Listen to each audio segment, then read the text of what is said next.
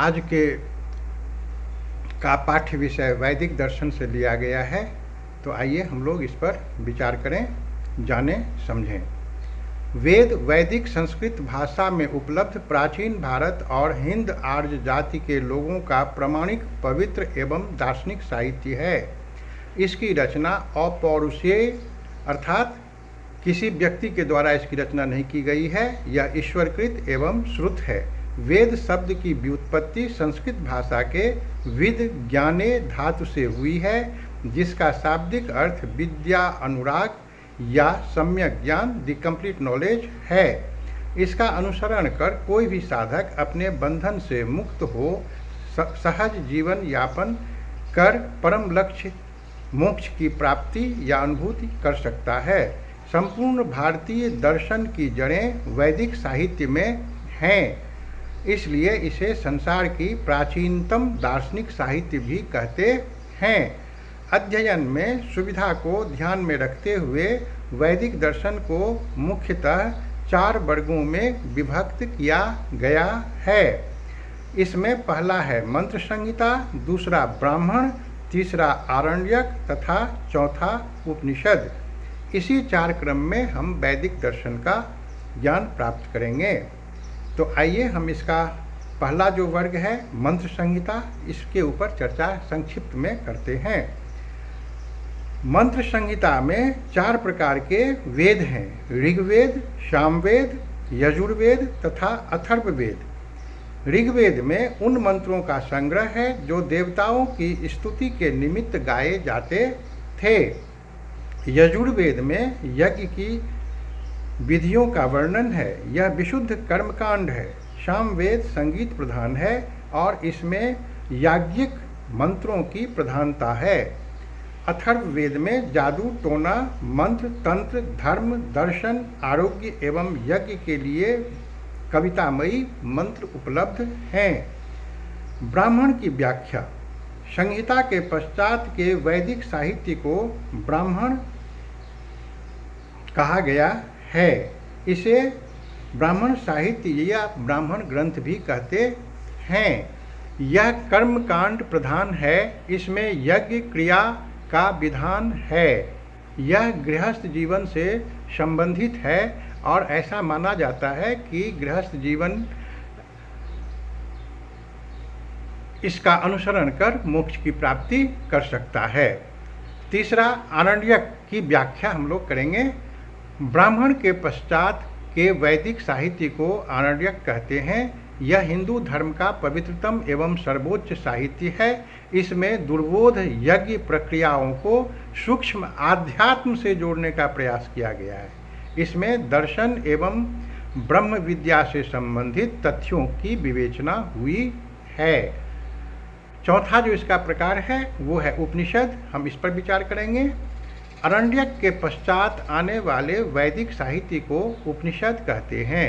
उपनिषद दार्शनिकों के मनन एवं चिंतन के परिणाम हैं। उपनिषद कर्मकांड से अलग दर्शन से परिपूर्ण ज्ञान कांड है। वेद में दर्शन का अर्थ मुख्यतः तत्व ज्ञान से है। यहाँ दार्शनिक विकास कई चरणों में हुआ है। संहिता में ये यत्र तत्र बिखरे हुए हैं। इनमें समानता को ढूंढना एवं संकलित कर प्रस्तुत करना क्लिष्ट है। दर्शन, धर्म, नीति, जगत, विचार आदि आपस में उलझे हुए एवं प्रगतिशील हैं। इसकी व्याख्या इस प्रकार से कर सकते हैं। पहला है इनका ईश्वर संबंधी विचार। प्रारंभिक काल में वेद में जो ईश्वर है वो उसको हम लोग बहुदेवतावाद, पोलिथिज्म कहते हैं। इसे प्राकृतिक बहुदेवतावाद भी कहते हैं। यहाँ अनेकों देवी देवताओं की उपासना होती थी, अतः इसे अनेकेश्वरवाद भी कहते हैं।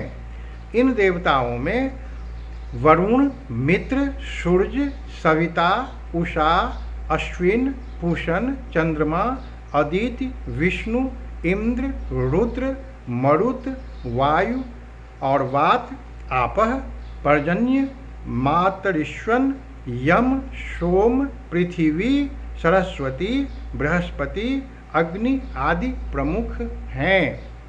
उपासना के समय में एक देवता को सबसे सर्वोच्च मानकर हविष दी जाती थी और किसी दूसरे समय में दूसरे को सर्वोच्च मान लिया जाता था। इसे अवसरवादी एकेश्वरवाद भी कहते हैं। मैक्स मुलर इसे हिनोथिज्म कहा, जिसके अनुसार एक समय में एक ही देवता को सर्वोच्च माना जाता है।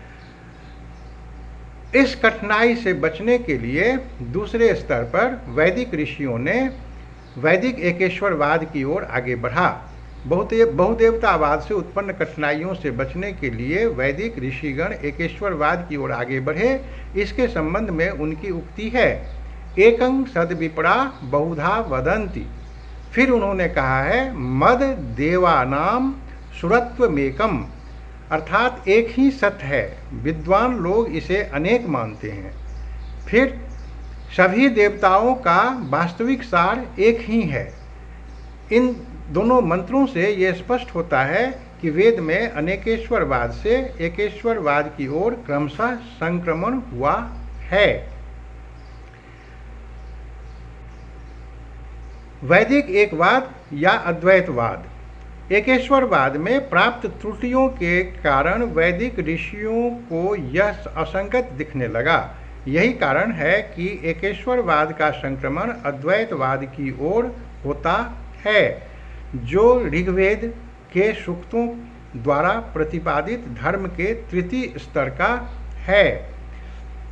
ऋग्वेद का अद्वैतवाद दो सूक्तों पर केंद्रित है। ये हैं पुरुष सूक्त तथा नासदी सूक्त।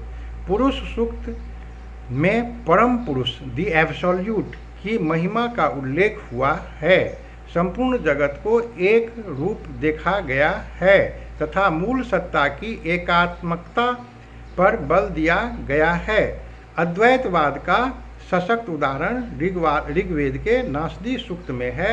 यहाँ निर्गुण ब्रह्म की झलक देखने को मिलती है। अब इसके दूसरे दार्शनिक विचार अर्थात जगत संबंधी विचार पर हम लोग व्याख्या करेंगे। वैदिक दर्शन में जगत को सत्य माना गया है। वैदिक मंत्रों में यह कहा गया है कि परम पुरुष अर्थात ईश्वर ने विश्व का निर्माण पूर्व स्थित जड़ के द्वारा किया है। पृथ्वी, स्वर्ग, ग्रह, नक्षत्र, चेतन, अचेतन एवं सभी पदार्थ ऐसे शाश्वत परम पुरुष के अंश हैं जो विश्वव्यापी तथा विश्वातीत दोनों हैं। जगत विचार के बाद इसमें एक ऋत विचार की अवधारणा आई है जो बहुत महत्वपूर्ण है। तो इस दार्शनिक विचार पर हम लोग ध्यान दें। वैदिक साहित्य में ऋत का अर्थ सृष्टि का सर्वमान्य मौलिक नियम है, जिसका पालन करना सबों के लिए अनिवार्य है। यह संपूर्ण जगत की व्यवस्था है। यह प्राकृतिक है। सूर्य, चंद्रमा, तारे, दिन रात, मौसम परिवर्तन, गति, विराम इसी नियम से संचालित होते हैं। यह वैदिक देवताओं को भी नियमित करता है। यह समस्त विश्व का आधार है। वरुण देव ऋत नियम के संचालक के रूप में देखे जाते हैं एवं नियंत्रक भी वही हैं। ऋत नियम शाश्वत एवं सर्वव्यापी है। ऋत सिद्धांत में कर्म सिद्धांत का बीज अंतर्भूत है। ऋत का सिद्धांत उपनिषद दर्शन में कर्म सिद्धांत के रूप में परिलक्षित होने लगता है। इस प्रकार वैदिक दर्शन में तत्व ज्ञान के साथ ही साथ नीति ज्ञान का भी महत्ता बताई गई है। इसमें ऋत की अवधारणा का मुख्य स्थान है। सत्य सर्वोच्च सद्गुण है तथा असत्य को दुर्गुण कहा गया है। यहाँ देवताओं तथा मनुष्य के बीच घनिष्ठ संबंध दिखता है, जिससे धर्म के प्रति निष्ठा एवं ईश्वर भक्ति का भी अनुभव होता है। ईश्वर भक्ति के लिए यहाँ विनय, प्रार्थना, यज्ञ आदि की व्याख्या की गई है। कालांतर में दर्शन की दो शाखाएं हुई, आस्तिक दर्शन तथा नास्तिक दर्शन। आस्तिक दर्शन वेद को प्रमाणिक मानते हैं। ये षड दर्शन हैं: न्याय, वैशेषिक, सांख्य, योग, मीमांसा एवं वेदांत। तथा नास्तिक दर्शन में चार्वाक दर्शन, जैन दर्शन तथा बौद्ध दर्शन मुख्य रूप से हैं। नास्तिक दर्शन यद्यपि अपने आप को, अपने विचारों को वैदिक ज्ञान से अलग एवं नूतन समझते हैं, फिर भी विश्लेषण से स्पष्ट होता है कि अपरोक्ष रूप से इनके विचार भी वैदिक सूक्तों का ऋणी अवश्य ही है। इस प्रकार वैदिक ज्ञान जो स्वयं अपने आप में क्लिष्ट है, इसको सरल रूप में, संक्षिप्त रूप में, सहज रूप में आपके सामने प्रस्तुत है। आप इसका अध्ययन करेंगे, लाभ उठाएंगे। धन्यवाद।